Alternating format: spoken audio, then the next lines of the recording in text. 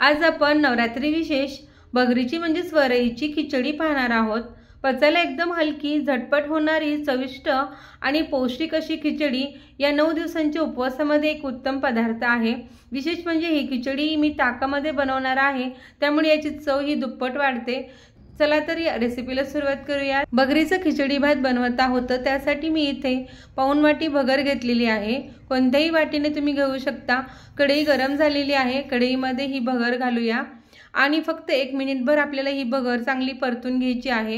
गॅसची फ्लेम ही मंदच ठेवायची आणि सतत उलटण्याने आपल्याला ही भगर सतत हलवून घ्यायची आहे, म्हणजे सगळ्या बाजूने ही एकसारखी भगर भाजली जाते। आता तुम्ही इथे बघू शकता की बघा आपल्या भगरीचा कलर चेंज झालेला आहे, जास्त पण आपल्याला भाजून घ्यायची नाही। आता मी गॅस बंद केला आहे आणि ही भगर आता काढून घेत आहे एका वाटीमध्ये। सुरुवातीला अशी भगर थोडी भाजून घेतली की भाताची चव ही छान लागते। आणि आता इथे बघा थोडंसं ग्लासभर पाणी घालून आपल्याला ही भगर चांगली स्वच्छ अशी चोळून धुवून घ्यायची आहे। हाताने चांगली चोळून घ्यायची आणि नंतर हे जे पाणी आहे ते पाणी आपल्याला काढून टाकायचं आहे। भगरीमध्ये काही कचरा असेल तर तो पाण्याबरोबर निघून जातो। बघा सगळं पाणी काढून टाकलेलं आहे आणि ही वाटी आता आपण साईडला ठेवून देऊ। 7 ते 8 मिरच्या इथे मिक्सरला फिरवून अशी पेस्ट बनवलेली आहे। शेंगदाणे भाजून त्याची जाडसर असं मिक्सरला फिरवून शेंगदाण्याचं कूट बनवलेला आहे, तो जरा जाड ठेवलेला आहे। आणि एक बटाटा धुवून घेतलेला आहे, तो बटाटा आपण सालीसकटच खिसून घेऊया। आता इथे बघा खिसणीने हे बटाटा मी खिसत आहे। साल वापरल्यामुळे बटाट्याचे सगळे गुणधर्म आपल्याला मिळतात आणि बटाटा असा खिसून घातल्यामुळे भाताची चव पण वाढते आणि भात अधिकच पौष्टिक पण बनतो। तर आता हे बटाटा पण आपण साईडला ठेवून देऊ आणि या भाताला मी ताक वापरणार आहे। इथं 1.5 वाटी मी ताक घेतलेला आहे। तर आता बघा कढई गरम झालेली आहे, कढईमध्ये आपण भात फोडणीला देऊ। इथे मी 2 चमचे तूप घालत आहे, तुपाऐवजी तुम्ही तेलही वापरू शकता। तर इथं बघा तूप आता गरम झालं की आपण या तुपामध्ये जी आपण हिरवी मिरचीची पेस्ट करून ठेवली होती ती हिरवी मिरचीची पेस्ट घालून घेऊ। इथे तुम्ही तुमच्या आवडीनुसार तिखटाचे प्रमाण कमी जास्तही करू शकता आणि इथं जर पेस्ट वापरायची नसेल तर तुम्ही हिरवी मिरचीचे तुकडेही वापरू शकता। बघा अर्धा मिनिट आपल्याला ही हिरवी मिरची परतून घ्यायची आहे आणि नंतर आपण जो आपला बटाटा खिसलेला आहे तो घालून घेऊ आणि तोही अर्धा मिनिट आपल्याला इथं तुपावर परतायचा आहे, त्यामुळे आपल्या ह्या भगरीच्या भाताला छान चव येते। आणि आता बघा अर्धा मिनिटभर आपण हा बटाट्याचा खिस पण परतून घेतलेला आहे। तर आता आपण इथे शेंगदाण्याचा जाडसर जो कूट केलेला होता तोही घालून घेऊ आणि अर्धा मिनिटभर आपल्याला तोही इथं परतून घ्यायचा आहे। असं परतल्यामुळे आपला खिचडी भात हा एकदम टेस्टी होतो। आणि इथे बघा आपल्याला एक्स्ट्रा या भाताला शेंगदाण्याची आमटी करायची गरज पडत नाही। आता इथे बघा सगळं परतून झालेलं आहे आणि इथं आता आपण जे ताक बनवलेलं होतं ते ताकही घालून घेऊ। आता इथं 1.5 वाटी मी हे ताक घेतलेलं आहे।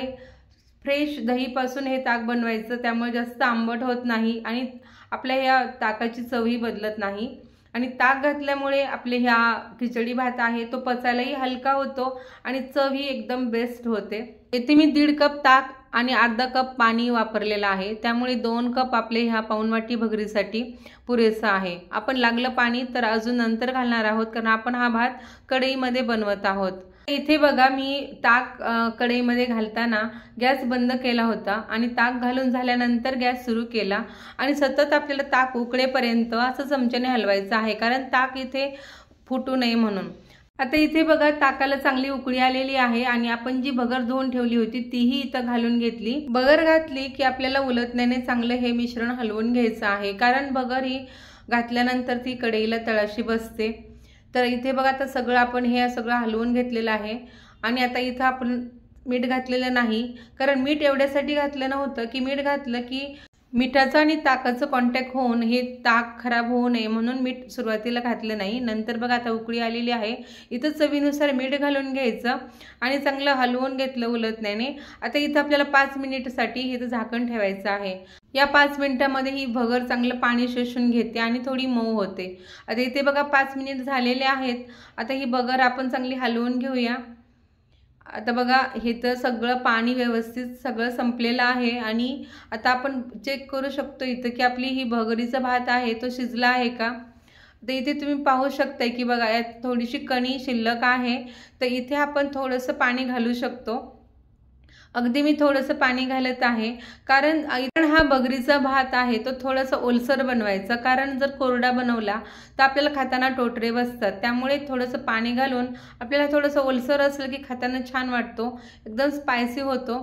तर आता इथे बघा आपला थोडंसं ओलसर झालेलं आहे आणि आता फक्त 1 मिनिटसाठीच आपल्याला झाकण ठेवायचं आहे। झाकण ठेवल्यानंतर या भाताला परत चांगली वाफ येते। आता बघा 1 मिनिट झालेला आहे, मी झाकण काढून भात हलवते आहे। बघा व्यवस्थित चांगली वाफ आलेली आहे आणि आता गॅस बंद करायचा आणि 1-2 मिनिटसाठी आपल्याला झाकण ठेवून द्यायचं। या 2 मिनिटांमध्ये जो पण काही राहिलेली असेल भातामध्ये कणी ती 2 मिनिटांमध्ये वाफेवर शिजली जाते आणि चांगला भात मऊ होतो, जास्त कोरडा होत नाही। त्यामुळे आपल्याला असं झाकून ठेवायचं आहे। आणि आता बघा आपण भात शिजला का बघूया। आता इथे तुम्ही बघू शकताय की बघा आपला भात एकदम चांगला मऊ झालेला आहे, कुठेच कसलीच कणी राहिलेली नाही। त्यामुळे खाताना एकदम हलका फुलका हा छान वाटतो। तर आपला हा स्पायसी आणि एकदम असा लुसलुशीत मऊ आणि असा खमंग असा भगरीचा हा खिचडी भात तयार आहे। आपण एका ताटामध्ये काढून घेऊ। तुम्ही ते बघू शकताय की बघा आपला भात किती छान झालेला आहे, जेवढा दिसत आहे छान तेवढाच टेस्टी आहे, एवढं छान स्पायसी आहे आणि मऊ लुसलुशीत आहे। त्याच्यामुळे आपल्याला एक्स्ट्रा शेंगदाण्याची आमटी बनवायची गरज नाही। तर तुम्ही सुद्धा या 9 दिवसांच्या उपवासामध्ये हा बगरीचा खिचडी भात नक्की ट्राय करा, तुम्हाला सर्वांना खूप आवडेल। असा हा टेस्टी खमंग आणि पौष्टिक हा बगरीचा खिचडी भात आहे। आजची रेसिपी तुम्हाला आवडली असेल तर लाईक करा, शेअर करा, कमेंट्स करून सांगा की तुम्हाला माझी रेसिपी कशी वाटली। आणि हो, अजूनही आपल्या चॅनलला तुम्ही सबस्क्राईब केले नसेल तर सबस्क्राईब नक्की करा। धन्यवाद।